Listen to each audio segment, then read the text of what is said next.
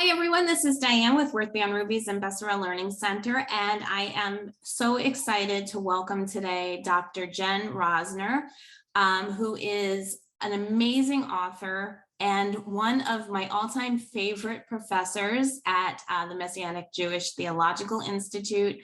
I am so happy that she's joining us today for this interview about her new book, Finding Messiah, A Journey Into the Jewishness of the Gospel. Just a little bit about Dr. Rosner. She got her PhD at Fuller Theological Seminary, where she is currently an affiliate assistant professor of systematic theology. She also holds academic posts at the King's University, Azusa Pacific University, and my own school, the Messianic Jewish Theological Institute. She is the author of several books, all of which I have. Like I said, she's an amazing author. She has written, of course, Finding Messiah, which we're talking about today, Healing the Schism, Karl Barth, Franz Rosenzweig, and the New Jewish Christian Encounter.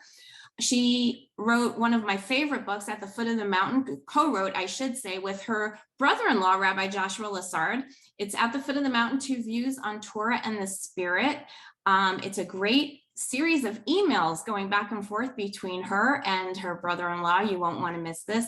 And she edited and wrote the introductory essay for Mark Kinzer's book, Israel's Messiah and the People of God. So I want to say welcome to Dr. Jen Rosner. I am so happy to have you here. Thank you. It's so good to be here. So I'm just curious, and I'm sure, coming from the Messianic Jewish space that you are typically in, what made you choose to write a book that was mostly geared toward Christians? Like, what was the catalyst for a book that talked about the Jewishness of the gospel for Christians? Yeah, it's a good question. I mean, I find myself teaching Christians. As you mentioned, I teach at a number of different institutions, and I would say the majority of my students are Christians. I mean, Christian seminarians or Christian undergraduate students. And so I've been talking and teaching to Christians for a long time. And this is Finding Messiah is my first book that is not a strictly academic book. It's geared towards a much wider, primarily Christian audience.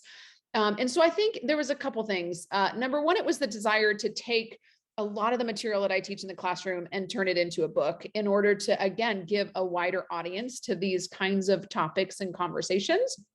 Finding Messiah is also a unique book in that it interweaves my own story and journey with sort of biblical, historical, theological reflections. So it's memoir-ish in that way. It's telling my own story and then also offering, again, hopefully some pathways into thinking about topics like God's covenant with Israel and what that means for Christian faith today. So I've always wanted, I'm an academic by trade, but I've always kind of had a vision to speak to a broader audience than just these real academic conversations that are great, but that don't often, get a hearing in churches and just to, Christians who are not in the academic world. So I wanted to speak to a larger Christian audience, which is kind of my audience anyway for most of my teaching. And I wanted to tell my story. It felt meaningful to share pieces of my own story, which has really sort of led me into this tension-filled space between Judaism and Christianity. So that was a little bit behind the book, and it's been really fun so far to sort of engage with early readers and those who are reading Finding Messiah and hopefully being challenged by a core set of questions that the book, tries to raise, again, particularly for Christians. Right. Yeah, one of the things that I've enjoyed about reading Finding Messiah was your personal story and reading about you and Yona. That was really enjoyable. Getting to know you on a very personal level. That was great that you shared that. It was very memoir-ish, which I really enjoyed. Thank you. Yeah. Now, with Finding Messiah, one of the things that I see a lot, having come from the church and being in the Jewish space, one of the things that really stands out to me is and you kind of discuss it in the book, is that we're often taught that Christianity kind of was born in the manger, and that Messiah, when he was born, that was the advent of Christianity. It started there. And you kind of discuss this in your chapter on Constantine, and kind of, can you just briefly touch on when Christianity was actually born and how all that kind of came about? Yeah. I mean, that's one of my goals in the book, is to unpack this history that I feel like is not talked about so often in Christian circles. Again, like you said, I think many Christians, and for good reason, just assume that Christianity, as we know it today, maybe goes back to the New Testament and is this thing that's totally separate from Judaism.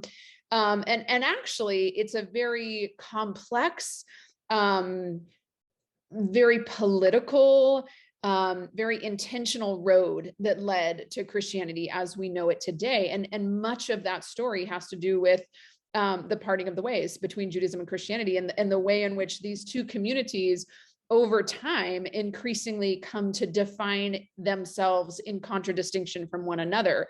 And so it's easy, because we live in a world where Judaism and Christianity are these two distinct realities. We live in a world where it's easy to read that back into the text and just to assume that Jesus came to to start something new and kind of out with the old, in with the new, or if not Jesus, then certainly Paul came to do that.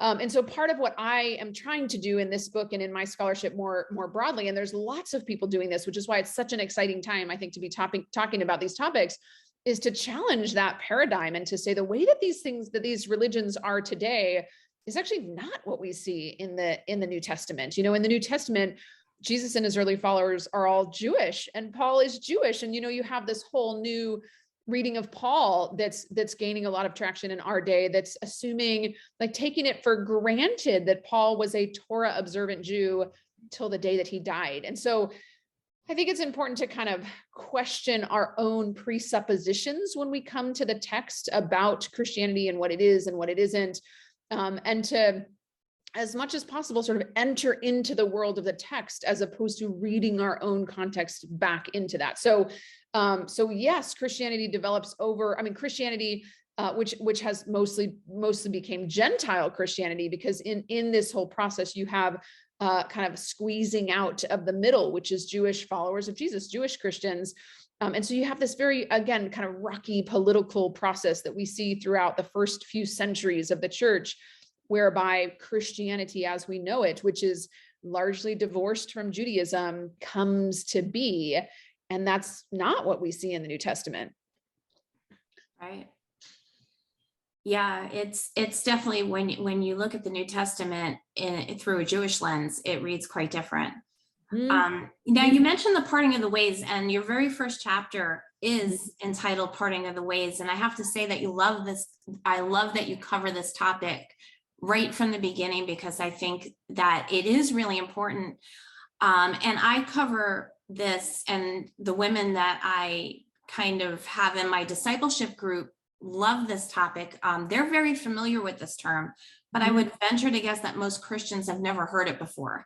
And I know that in all my time in the church throughout the years, I've never heard the term used. Can you kind of give an overview, a real quick overview of what the parting of the ways is and why it's important for Christians to learn about it?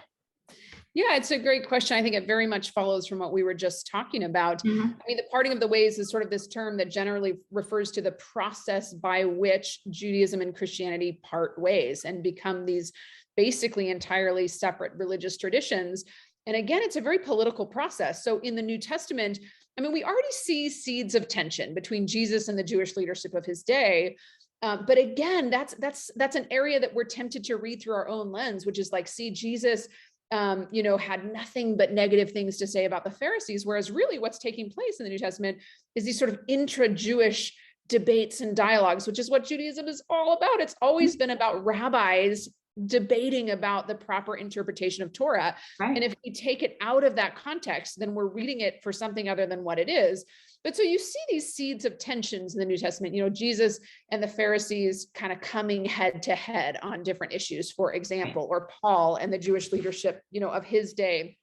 So there's seeds of that in the New Testament, but those seeds don't really begin to grow until the 2nd, 3rd, 4th, 5th centuries after, the coming of Messiah. And so you have these key events that we could talk about. First of all, you have a series of Jewish revolts against the Roman Empire, which make it increasingly a liability for Christians, Gentile Christians, to associate with Judaism, which is the default in the New Testament. I mean, that's what Gentile Christians in the New Testament understand themselves as, being grafted into God's covenant with Israel. And as the Christian gospel grows more and more among Gentile Christians, we can see how just by sheer numbers, like Jewish followers of Jesus are now outnumbered, and Gentile Christianity begins to sort of unhitch itself from its Jewish roots and from God's covenant with Israel and become this own entity. So the Jewish revolts against the Roman Empire contribute to that, because they make it, as I said, a liability for Gentile Christians to continue to associate with the Jewish community.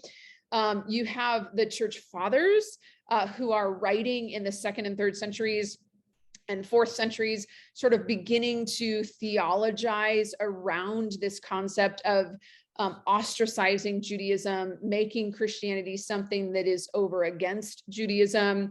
And then you have Constantine, who comes along in the 4th century, and he sort of becomes a Christian in some sense of the word. It's probably some kind of political conversion. He begins to Christianize the Roman Empire. And he convenes the Council of Nicaea in 325, which I think lots of Christians are familiar with because of the Nicene Creed, which eventually sort of comes out of the Council of Nicaea. And yet, what he's doing at the Council of Nicaea is institutionalizing this wedge between Judaism and Christianity. So at the Council of Nicaea, we get the official separation between Easter and Passover. Again, a wedge that does not exist in the New Testament. And even prior to that, in Christian practice, Easter was always connected to Passover, both thematically and calendrically, like when we celebrate it in the year. We see at the Council of Nicaea this sort of official institutionalization of Sunday worship, as opposed to the Saturday Sabbath, which has always been, a cornerstone of Jewish faith. So all of these events are kind of stepping stones along the parting of the ways, whereby we begin to see these two entirely separate communities. And I think it's so important to talk about this history so that we don't assume that the separation was inevitable or natural, or, everybody knew it was coming, or it was foretold in the New Testament. I don't think it was any of those things. I think it's the most devastating and the first split in the people of God. And I think every split that we see since then is just kind of a byproduct of this primal schism in the people of God that we see happening in the parting of the ways.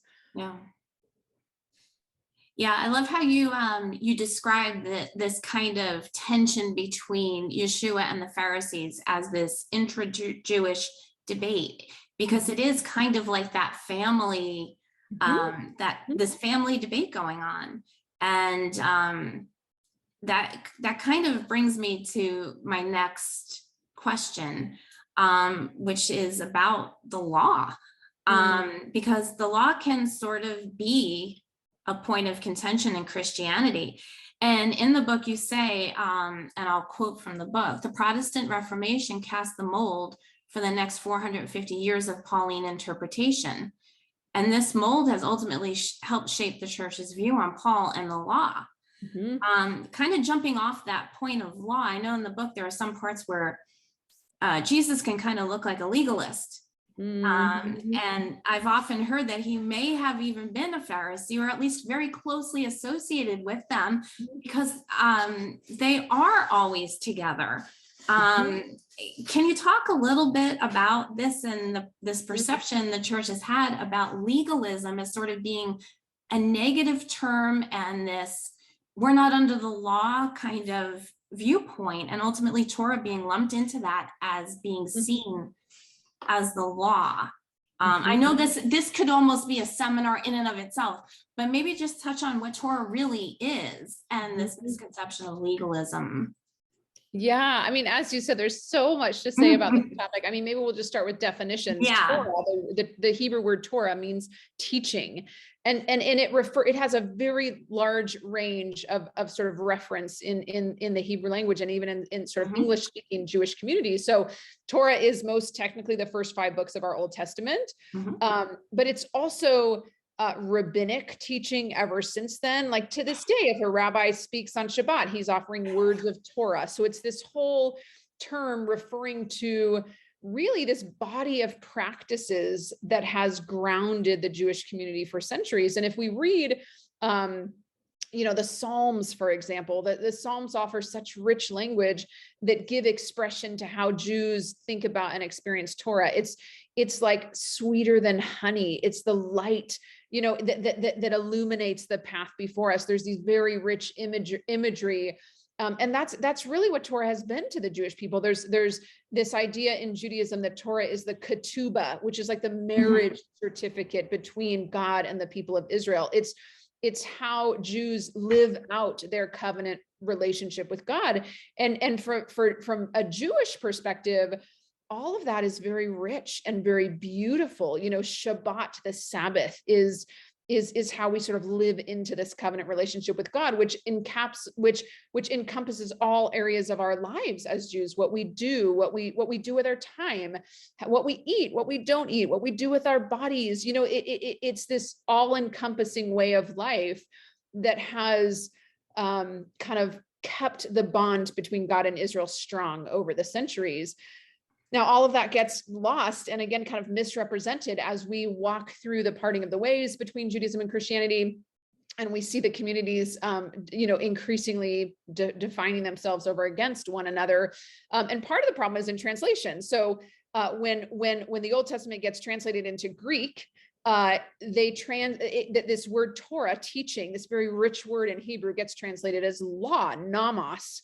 And ever since then, it's like just piling on layer upon layer of baggage, such that, as you said, the word legalism, it's like a bad word in Christian circles. Like the last thing you want to be is legalistic, and like those legalistic Pharisees. Like that's exactly what is the opposite of these key Christian concepts like grace and faith and forgiveness and freedom and all these kind of touchstones that have come to characterize Christian faith. And I think it's so unfortunate to kind of pit those against each other, because really the Torah is all about those things. The Torah is all about freedom. It's all about salvation. It's all about grace. It's all about these kind of rich concepts that gain a new life once Jesus comes. And so I think that pitting those two understandings against each other is one of the unfortunate, sort of aftermath of the parting of the ways. And I really love to challenge Christians, in my classes and elsewhere, to think about what Torah has always meant to the Jewish people. It's not a system of works righteousness, like working our way towards favor and standing before God. God's election of the Jewish people comes before God gives the Torah. So it's as if God calls this people to be his chosen holy nation, and then says, and this is how you are to live as God's people. And I think the foundational narrative of Christianity is very similar, right? We see grace first, and then a call to discipleship, which is like sort of this all-encompassing way of following God and knowing God and drawing near to God. So, and as you mentioned, I mean, again, we could sort of go on and on about this, but the way that Paul has been read at least since the Protestant Reformation, although you have kind of precedents before that as well. But Martin Luther, the sort of father of the Protestant Reformation, has this radical revelation while reading the book of Romans. And Luther has been having these grave misgivings and concerns about the Catholic Church, which is very corrupt in his day. And he all of a sudden has this revelation that, he has this radical break with the Catholic Church. And he sort of then reads his own story back into Paul's story. And he thinks, just like me, Luther, is having a radical break with the Catholic Church, Paul had this radical break with Judaism. And so he ends up kind of painting this exact equivalence between the Catholic Church in his day and Judaism in Paul's day, which is sort of all the negative, corrupt, fallen, legalistic practices. Right. That according to a Lutheran reading of Paul, Christ brings us freedom from. So this kind of traditional Lutheran reading of Paul really sets the stage for a Paul against Judaism sort of understanding of the New Testament, which, as you said, carries the day for 450 years. And really in the last 50 or so years is really being challenged as we're seeing these new Paul within Judaism kinds of readings. So again, it's a really exciting time, I think, to be having these conversations. And there's so many great scholars and Christians and pastors who are starting to pick up on these things and talk about them in ways that I think are so helpful in dismantling these kind of false dichotomies that we see have been built up over the centuries. With that being said, because you mentioned the freedom from versus the freedom to, and it's funny because my husband actually wrote a blog post on that a couple of years ago for the 4th of July, because he was kind of mulling over that whole topic. Shavuot is coming. Which Christians know as Pentecost, as you know, and refer to as the birth of Christianity with the giving of the Spirit. You address the Spirit in your book, and you also talk about the freedom from versus the freedom to in the book. How was the Spirit present before this move in Acts? And how is the Spirit related to this freedom that you describe? Yeah, I mean, I think there's sort of different ways to think about it, but as you said, and it sounds like along the lines of what your husband has written, I make a distinction between this kind of Western individualized, very American notion of freedom, which is like freedom is freedom to, like it is freedom to do whatever I want, to paint my house whatever color I want, to do whatever I want with my money. It's this lack of constraint or restraint. Like that is the American ideal of freedom. Which is often thought of as liberty, right? And we celebrate liberty in America and in the Western world. Like liberty is this cherished value. And again, I think this is one of the areas where we are so quick to, again, sometimes like without even knowing that we're doing it, just read our own understanding of these concepts and our own cultural and from the situation in which we find ourselves back into the text. So when we read freedom in the Bible, we think, oh yeah, we know what freedom is. It's liberty. It's freedom to do whatever we want. And I actually think that's not exactly what biblical freedom is. And so I think in this way, the work of the Spirit and the freedom that the Spirit brings is very much in line, as we were talking about a minute ago, to the freedom that the Torah brings, which is not about unlimited choices and self-determination. It's actually about a life of restraint and a life of discipline and a life of sacrifice, which is very different than the Western American version of freedom. And I think it kind of opens up new pathways again to sort of see continuity between Judaism and Christianity, between Torah and Spirit, between law and Spirit, should we say, law and grace, maybe, that it's through a specific path of obedience. There's this author, Eugene Peterson, who wrote a book called A Long Obedience in the Same Direction. Like that's what the Christian life is. And that's what the Jewish life was long before Jesus came on the scene. The Torah gives, so God elects the Jewish people and he sets them free from slavery in Egypt. But if he just set them free to do whatever they wanted, they would just be kind of trading one taskmaster for another. Right. We don't know what's best for ourselves, right? Like we wouldn't. I think our human inclination and our desire for self-determination is actually kind of a path to ruin. It's not a path to the abundant life that life in fellowship with God promises. So I think Torah has always been about structuring our lives in a way that centers them upon God and upon community. And that's exactly, I think, what we see the Spirit doing in the New Testament, that this freedom that the Spirit brings is actually the freedom of restraint, the freedom from being our own, masters and being the own determiners of our fate. It's about yielding. It's a freedom of yielding to another. And I think that's very, very different than our go-to understanding of freedom, again, Yeah. especially in the Western world. Yeah, that I think is the antithesis Mhm. of what people tend to think of it Mhm. as freedom. Mhm. Um, Absolutely. Now Mhm. you mentioned Sabbath, and I think Sabbath is a big one when it comes to this, because a lot of the time Sabbath can be viewed as not being freedom.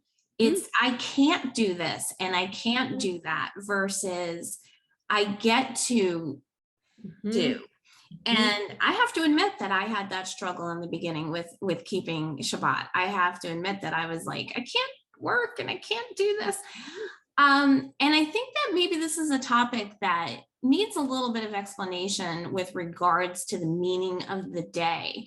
Mhm. Um, because Shabbat is literally the name of the day. Mhm. And so what are your thoughts on how we should view Shabbat as far as a negative concept versus seeing it as what we're gaining, and Mhm. how we need to honor the day that God set aside, Mhm. and what it means for Christians. Mhm. Mhm. Yeah, really, really rich question. I mean, I think that I think it's exactly as you said. It's one of these sort of theological and spiritual truths that is the opposite of what it seems like. And Mhm. it can feel like I've had the same experience of like feeling so frustrated that like, oh, I can't get anything done. But again, over the years, as I've continued to press into it, it's such a gift to know that every week, regardless of what I did or did not get done, I have this day where I don't have to make a to-do list at the beginning of the day, and I don't have to like, meet deadlines or check Right. things off a list or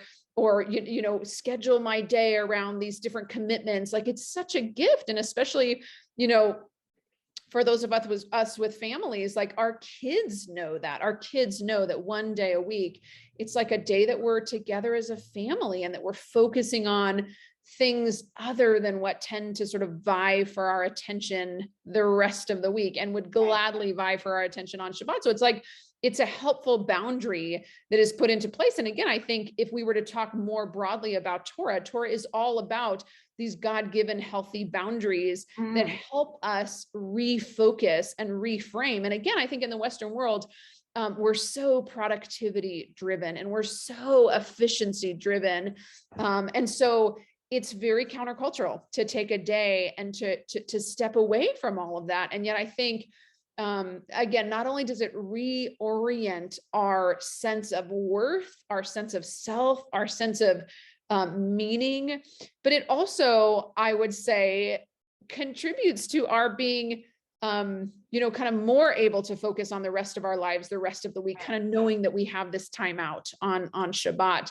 And I think it's a really interesting question for Christians. And I get asked this a lot, especially in sort of, conversations related to finding Messiah, like, well, what should Christians do? Because Right. there's this interesting, this is, as I mentioned, part of the parting of the ways is the split between, the Jewish Sabbath and the Christian Lord's Day, which is on Sunday, which is when Christians, worship on Sunday. And I don't think there's an easy answer to that one. I mean, I think it's a very complex question. And I think what I write about in the book is that I think every Christian or anybody really can benefit from sort of a Sabbath ethic, like that, as you and I are talking about the meaning behind Sabbath, I think everybody can benefit from.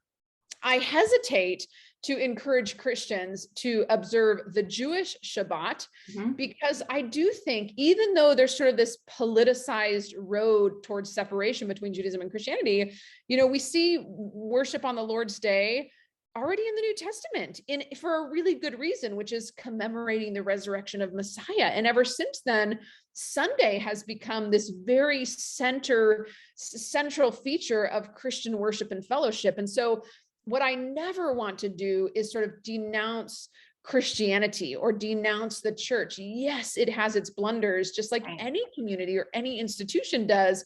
But I personally put a lot of investment and worth in the Christian church. And so I am not one of these like, oh, that's paganism or anti-Semitism. And so everybody needs to kind of observe it this way. I think it depends on individual Christians, individual communities, individual callings on exactly what it means for Christians to sort of embrace these specific practices or not to.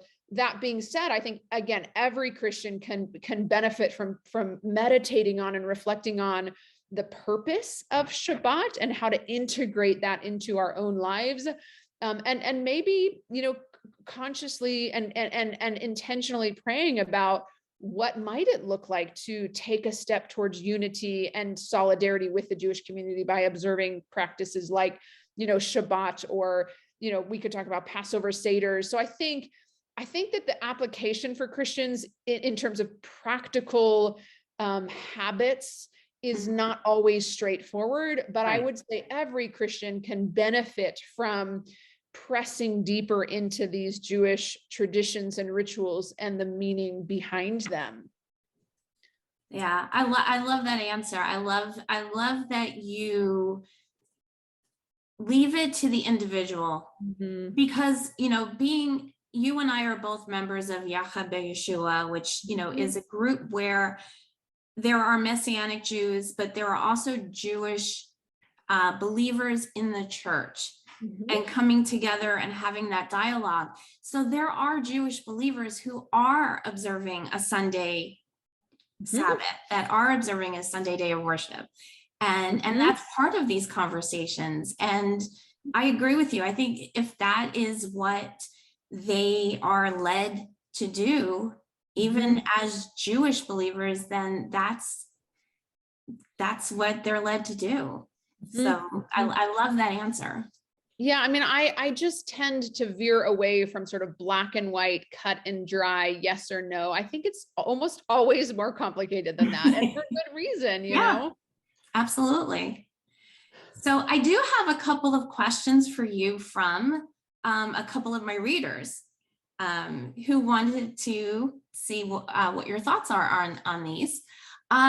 So one question is, how do you accept a Jewish Messiah and make what is important to him important to you without becoming Jewish, because so much of what is important to Yeshua is based on Torah and Jewish culture and Jewish teaching? I can't talk. So how does a Gentile Christian embrace this and love this within the confines of Christianity? So this kind of follows along with what you were just saying about Sabbath, but yeah, I mean, I think it's such a good question, because these kinds of conversations can often lead Christians to feel like they're missing out on something, or like, or that, their faith is kind of second class or less than because it's not imbued with these rich Jewish, traditions and rituals. And the first thing that I would say is that this is actually what the New Testament is all about, right? I mean, if we read the book of Acts, the book of Acts is all about the gospel of Messiah going out into the world, going beyond the boundaries of Jewish communities. So when we read the Gospels, it's mostly taking place with Jewish followers of Jesus in these Jewish communities. Jesus says, I came first for the lost sheep of the house of Israel. But when we read the book of Acts, it's very, very much about, Peter being shocked to see that the Spirit comes upon Gentiles just as it came upon Jews in Acts 2. And I think the gospel, the book of Acts is remarkable because it's exactly addressing this question. We have the council, the Jerusalem Council in Acts 15. Which is all of these followers basically saying the same thing. Like, if we want to follow Israel's Messiah, you have the Judaizers who are saying, well, if Gentiles want to follow Israel's Messiah, they need to become Jewish. They need to take on all the Jewish practices. And you have this entire council convened to wrestle over that.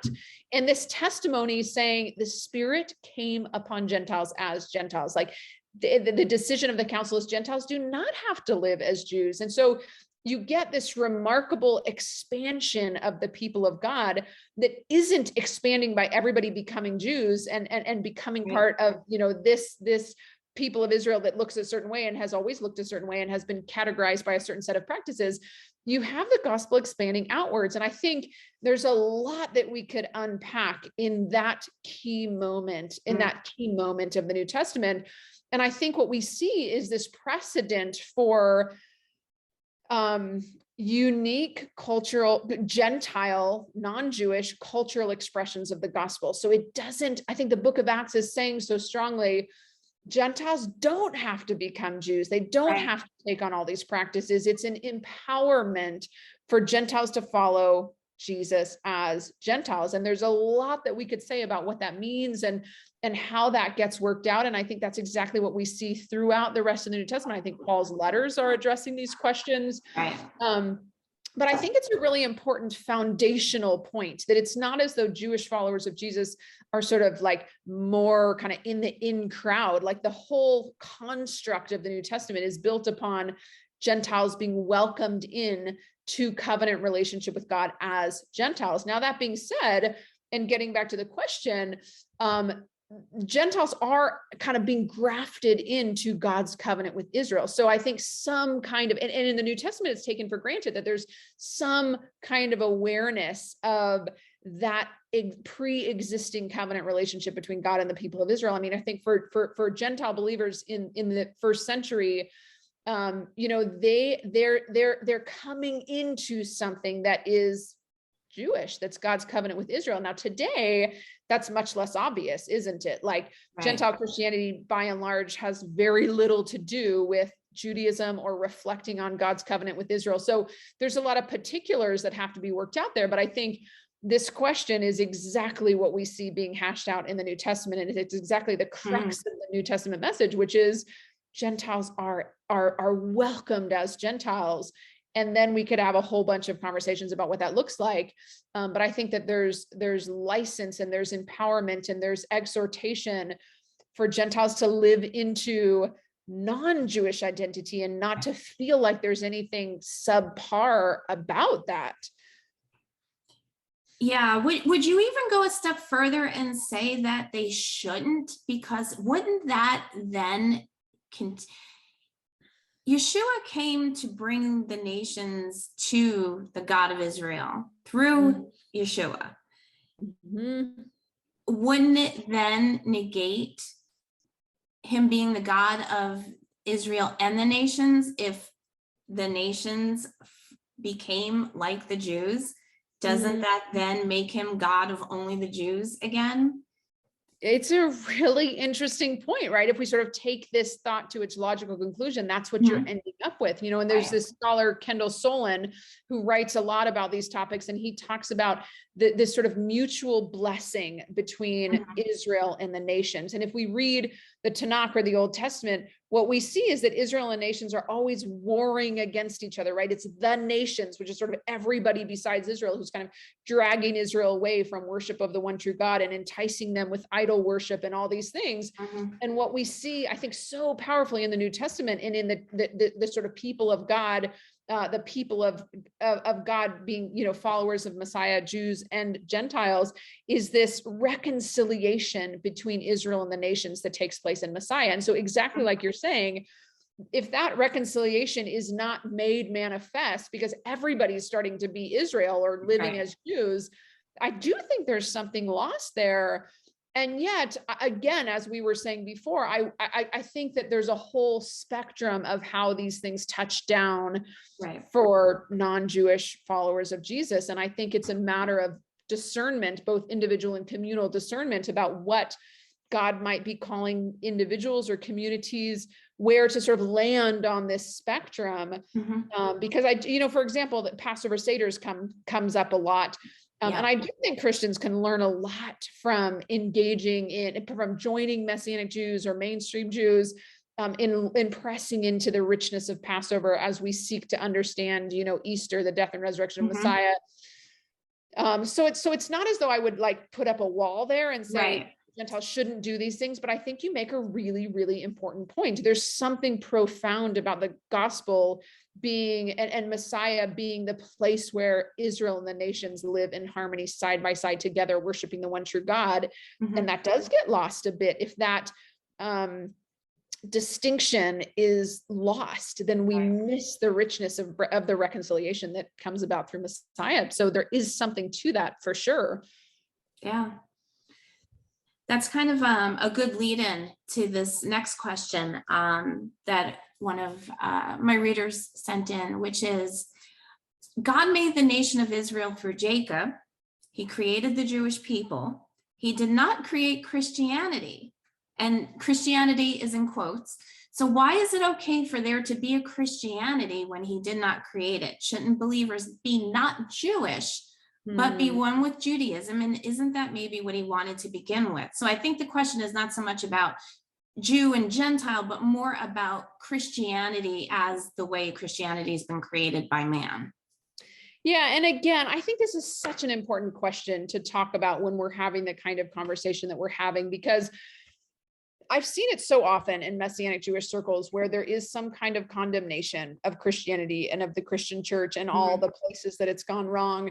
And this is where I really encourage Christians and Messianic Jews to kind of press into the tensions, right? I believe that God has been guiding in their schism from one another, both the Gentile Christian church throughout the centuries and the rabbinic Jewish community throughout the century. So the Gentile Christian church at these key moments in its definition has defined itself over against Judaism, and the rabbinic Jewish community over the century in these key moments of its definition has defined itself as a community that rejects Jesus as Messiah. And even in that schism between the two communities that we talked about earlier with the parting of the ways, I think that God has been guiding both communities. And so I have a very high view of church history in the sense that it's not all bad. There are these shadow sides that I think are really important for us to be upfront about, like the shadow side of Constantine, the shadow side of Martin Luther, who not only I think had a very mistaken understanding of Paul, but who actually was quite anti-Semitic in a terribly problematic way that Hitler would just draw upon Martin Luther's theology in his own ideology. And so I think part of this struggle is sitting in the tension of like, this is the community that the Spirit has been guiding, and it is also deeply tainted by human sin. And we can't get an easy out by completely throwing it away or completely endorsing all of it. And so, I mean, I continue to reflect upon the fact that the Christian church, the Gentile Christian church, is the only place on earth that the gospel of Messiah has been preserved and proclaimed throughout the centuries. There's no other place where the gospel has been preserved. And even the ways that it's been twisted and that it's been de-Judaized and that it's been, propped up against, Judaism, it's still the only place where the gospel has been preserved and proclaimed. And so I actually have a very high, again, a high view of the church, that it's not without its need for repentance and for correction, but that God has been guiding the Gentile Christian church in its schism from the people of Israel. God has been guiding the rabbinic Jewish community in its schism from the church. And Mark Kinzer, who's a mentor of mine, says something that I think is so hopeful and so profound. He writes that the church has within its midst the resources to kind of correct these like egregious errors throughout church history. So the church has within its midst, and I think we're seeing a lot of this in our day, right? This sort of repentance throughout the church for centuries worth of anti-Semitism, anti-Judaism, supersessionist theology. We're just living in this remarkable time where the church is really beginning to repent of those things and set out a new trajectory. I mean, it's a remarkable era in terms of Jewish-Christian relations. Yeah. So I am going to be the last person to kind of condemn Christianity, because I think it's the community of the people of Messiah, with all of its historical and current blemishes and blunders along the way. And I think that's the tension that we have to hold on to. Absolutely. Now, so you brought up a good point, because you did bring up, I love that point about Christianity being the church being so important to the gospel and Messianic Judaism. And I know that we've discussed this in our class, that, Messianic Judaism being so young, there's not many of us.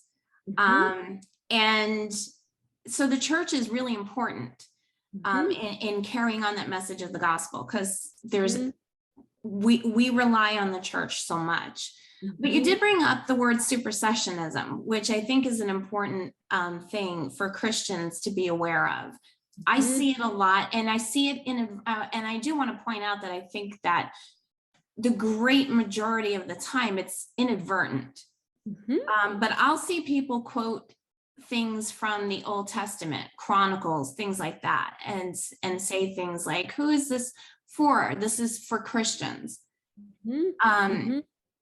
can you just really quickly define for people watching who maybe have never heard the term supersessionism or replacement theology, what it is and what Christians should be careful of Mhm. Mhm. when kind of approaching scripture in that way?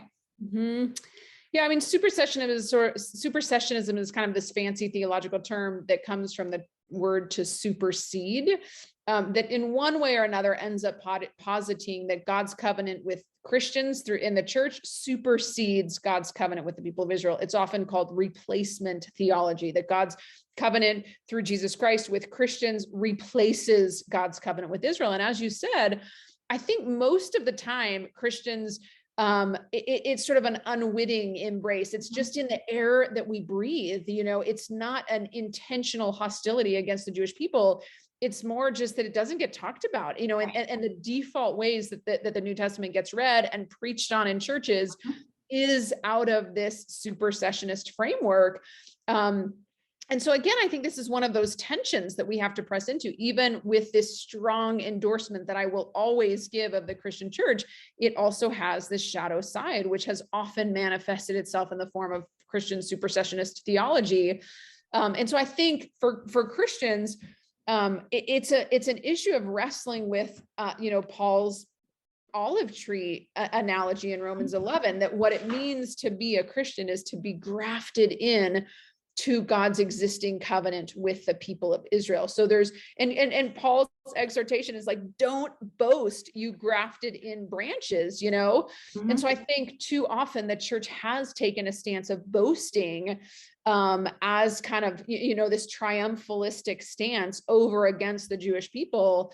And so I think that the tension there is to embrace Gentile identity, as we were talking about before, right? Celebrating the fact that through Messiah, the nations are now welcomed into covenant relationship with God, but that doesn't replace God's ongoing covenant with the people of Israel, and heeding this exhortation not to boast against the root.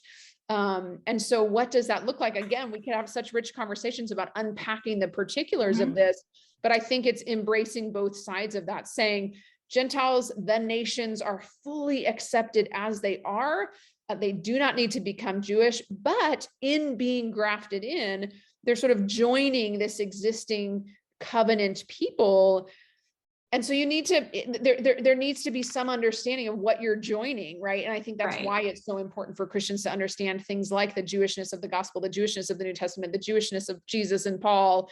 But my hope is that wouldn't lead to some sense of inferiority or, like I said, sense of missing out, because I think that that's the whole point of the New Testament, that Gentiles are accepted as Gentiles, but they are accepted alongside God's covenant with the people of Israel. So I think it's kind of a key concept that I would encourage Christians to kind of sit with and meditate upon. And again, thinking through the particulars of that is a whole series of conversations, isn't it?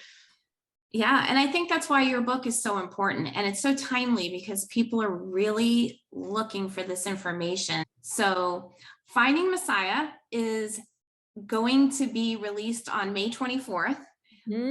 So for everyone watching, you can pre-order it now, but make sure that you get your copy. Jen, I want to thank you so much for taking the time to chat with us. I really do appreciate it. I know that everyone is going to love your book. I hope that they get your other books as well. And I just really, really thank you for joining us today. Yeah, it's my pleasure. Thank you for the invitation. All right. Thank you so much.